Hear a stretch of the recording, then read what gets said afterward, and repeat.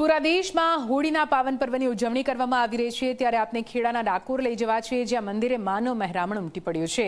હોળી ધૂળેટીના તહેવારને લઈને ભક્તોની ભારે ભીડ જોવા મળી। વહેલી સવારથી શ્રદ્ધાળુની મંદિરમાં ધસારો જોવા મળ્યો। રાજ્યભરમાંથી ભક્તો અહીંયા દર્શનાર્થે પહોંચી રહ્યા છે। તો હોળી ધૂળેટીના તહેવારને લઈને ભક્તોની ભીડ ડાકોરમાં જોવા મળી રહી છે। હોળીના પર્વે ઠાકોરના દર્શન કરવાની અનેરો મહિમા રહેલો છે। આસ્થા ભક્તોની જોડાયેલી છે એટલા માટે જ પગપાળા ડાકોર દર્શન કરવા માટે સંઘો પહોંચી રહ્યા છે, ભક્તો પહોંચી રહ્યા છે। મોટી સંખ્યામાં માનવ મહેરામણ જોવા મળ્યું।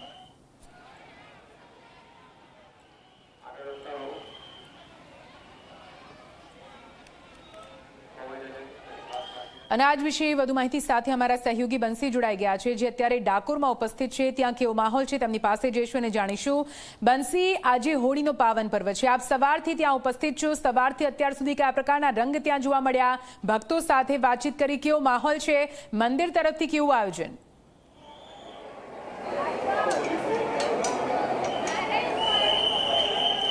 જીનિધિ, ડાકોરના ઠાકોરના દર્શન કરવા માટે માનવ મહેરામણ ઉમટી પડ્યું છે। ભક્તોની ભારે ભીડ જોવા મળી રહી છે। વહેલી સવારથી લાંબી કતારોમાં ભક્તો જોવા મળી રહ્યા છે, પગપાળા ભક્તો આવી રહ્યા છે। રસ્તામાં સેવા કેમ્પ અમને જોવા મળ્યા। ત્યારબાદ અહીંયા દરેક લોકો પોતપોતાના બાલ ગોપાલ લઈને આવ્યા છે, કોઈ સંઘ બનાવીને આવ્યા છે તો કોઈ ગરબે રમતા જોવા મળ્યા હતા।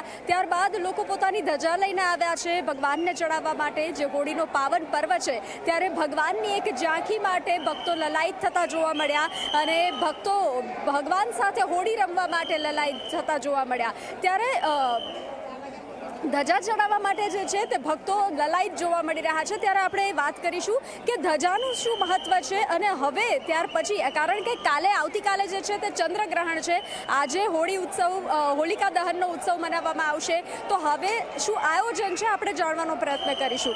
તમારું નામ? મારું નામ રાજુભાઈ સેવક।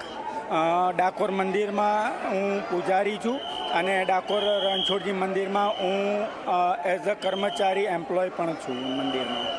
અહીંયા જે ભક્તો પગપાળા આવી રહ્યા છે, ધજા ચડાવી રહ્યા છે, અહીંયા ધજા ચડાવવાનું શું મહત્વ છે? બેન, ધજા વિશે જો હું વાત કરું તો ધજાજી માટે એવું કહેવાય છે કે ઠાકોરજીને ધજાજી અત્યારના સમયમાં અર્પણ કરીને દરેક ભક્તજનો જે પણ અત્યારે અહીંયા આવી રહ્યા છે એ બધા પોતાની એક મનોકામના લઈને આવી રહ્યા છે અને ધજાજી દ્વારા ઠાકોરજીને અર્પણ કરી રહ્યા છે કે જેથી કરીને ઠાકોરજી એમની મનોકામના સાંભળે ને એમની પોતાની મનોકામના પૂર્ણ થાય તેવી ઠાકોરજી પાસે આશા રાખે છે।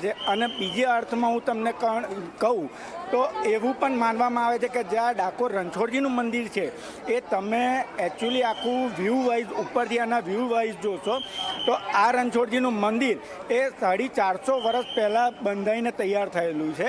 તો 450 વર્ષ પહેલાં જ્યારે પણ આ મંદિર બંધાઈને તૈયાર થયું ત્યારે એનો કોઈ પ્લાનિંગ નક્કી નહોતો, એનું કોઈ બિલ્ડઅપ નહોતું બનાવેલું હતું, પણ જ્યારે આ મંદિર બનીને તૈયાર થયું અને ત્યાર પછી એનો નકશો તૈયાર કરવામાં આવ્યો ત્યારે ખ્યાલ આવ્યો છે કે આખું મંદિર એ શ્રીયંત્ર ઉપર બેઝ છે અને એ શ્રીયંત્ર પ્રમાણે બનેલું છે કે જેની અંદર 9 ગ્રહો, 12 રાશિ, 27 નક્ષત્ર, 64 કલા, 128 પ્રતિકલા, આ બધી વસ્તુનો સમાવેશ થાય છે।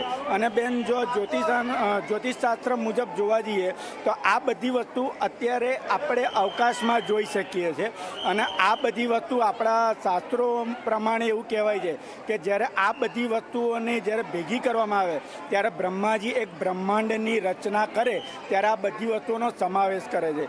તો એવું પણ કહેવાય છે કે આ ઠાકોરજીએ મંદિરનું જ્યારે પણ નિર્માણ થયું તો એ સમયે આ બધી વસ્તુનો ખ્યાલ રાખીને આ મંદિરનું નિર્માણ થયું અને એ સમય મુજબ તો અત્યારે આ મંદિર ઉપર ધજાજી અર્પણ કરવાથી એવું કહેવાય છે મનોકામના એટલા માટે પણ પૂર્ણ થાય છે કે તમે એક બ્રહ્માંડ બાંધ્યાનું પુણ્ય પ્રાપ્ત કરો છો, તમે એક બ્રહ્માંડની પરિક્રમા કરી રહ્યા છો, તમે એક બ્રહ્માંડના એના અધિપત્ય જે ઠાકોરજી કહેવાય એ ઠાકોરજીની તમે શરણમાં એમના પોતાની સેલ્ફને, પોતાની જાતને એ ઠાકોરજીના શરણમાં અર્પણ કરી રહ્યા છો। ખાસ કરીને આપણે વાત કરીએ કે અત્યારે 5-5:30 વાગ્યે ભગવાનના કપાટ બંધ થશે, ત્યારબાદ આરતી કરવામાં આવશે, ત્યારબાદ ઉથ્યાપન આરતી કરવામાં આવશે અને આવતીકાલે જે ગ્રહણ છે તો તેને લઈ હવે પછીનું આયોજન શું છે? બેન, ગ્રહણમાં એવું કહેવાય છે કે ગ્રહણમાં આપણે જ્યારે ભારતમાં કોઈ પણ પ્રકારનું સૂર્યગ્રહણ હોય યા ચંદ્રગ્રહણ હોય તો એનો દોષ લાગતો હોય છે, જે આપણા શાસ્ત્ર મુજબ કહેવામાં આવ્યું છે કે એમાં શુદ્ધ થઈને સ્નાન કરવું પડે. ગ્રહણ દરમિયાન આપણે ઘર બહાર નીકળવું ના જોઈએ અને બને ત્યાં સુધી ગ્રહણને આપણે ટાળવું જોઈએ. તો એને અનુસંધાનમાં આપણા વૈષ્ણવ સંપ્રદાય પ્રમાણે આપણે ગ્રહણને ધ્યાનમાં રાખીને મંદિર એટલા માટે જ રાતના સમયમાં વહેલું કે જેથી કરીને ઠાકોરજીને ગ્રહણનો કોઈ વેધ ના લાગે અને ઠાકોરજી ઉપર ગ્રહણની કોઈ અસર પણ ના લાગે. જોકે એ તો દેવાધિદેવ છે, એમને તો કશું થતું નથી, પણ છતાંય આપણી જે માનસાઈ પ્રમાણે આપણે જે રીતના એમને ભજીએ છીએ એ રીતના આપણે એમને આપણી અનુકૂળતા પ્રમાણે એ રાખીએ છીએ, જેથી કરીને આ ગ્રહણનું આપણે પાલન કરવું પડે છે. અને આવતીકાલે બપોરે 2 વાગ્યા પછી મંદિર સંપૂર્ણપણે દર્શન બધા માટે બંધ થશે અને એના પછી પરમ દિવસે સવારમાં વહેલા 6:45 વાગે મંગળા આરતી થઈ ઠાકોરજીને પંચામૃત વડે સ્નાન કરીને ત્યાર પછી બધા પબ્લિક માટે દર્શન પાછા ચાલુ થશે. બેન જી આભાર. તો નિધિ, જે રીતે ભક્તોનું ઘોડાપુર ઉમટી પડ્યું છે અને ખાસ કરીને જે રીતે પંડિતજીએ વાત કરી તે રીતે લોકો શ્રદ્ધા સાથે ધજા ચડાવી રહ્યા છે.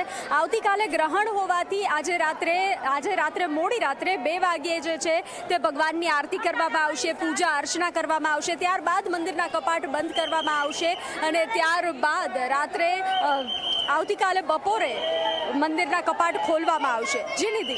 બિલકુલ દીવંશી, ફરીથી આપની પાસે આવીશું. તો આપ જુઓ કેવી રીતે મોટી સંખ્યામાં અહીં ભક્તોનું મહેરામણ જોવા મળી રહ્યું છે. ભગવાનના દર્શન કરીને અબીલ ગુલાલ છાંટીને કેવી રીતે ભક્તો અહીંયા ધન્ય થઈ રહ્યા છે.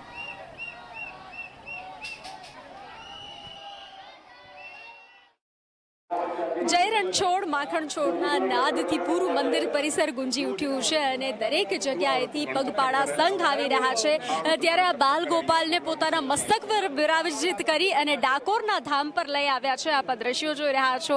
સુંદર મજાના વસ્ત્રો પહેરાવી અને આ બાલ ગોપાલને પોતાના મસ્તક પર બિરાજિત કરી અને આ સંઘ પગપાળા આવ્યો છે અને અહીંયા ડાકોરના ધામમાં આવ્યો છે. ત્યારે વાત કરીશું કે આ સંઘ ક્યાંથી આવ્યો છે. આપ ક્યાંથી આવ્યા છો? અમદાવાદથી આવ્યા છે, સાપર મેદુકર રામાપીર પોલીસ સ્ટેશનની સામે.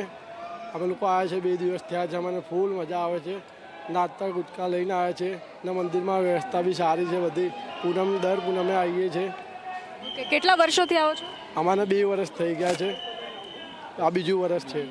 અને આ સંઘમાં કેટલા લોકો જોડાયેલા છે? 25 થી 20 જણા છીએ સંઘમાં. મંદિર પ્રશાસનની વ્યવસ્થા જોઈને કેવું લાગ્યું? સારી છે, બહુ સારી છે વ્યવસ્થા, બધી સુવિધા સારી છે. તો આપ જોઈ રહ્યા છો પૂરું મંદિર પરિસર ગુંજી ઉઠ્યું છે. જય રણછોડ માખણ ચોરના નાદથી અને પગપાળા સંઘ આવી રહ્યા છે ડાકોર ધામમાં. કેમેરા પર્સન તુષાર શાહ સાથે બંસી દવે, ડાકોર.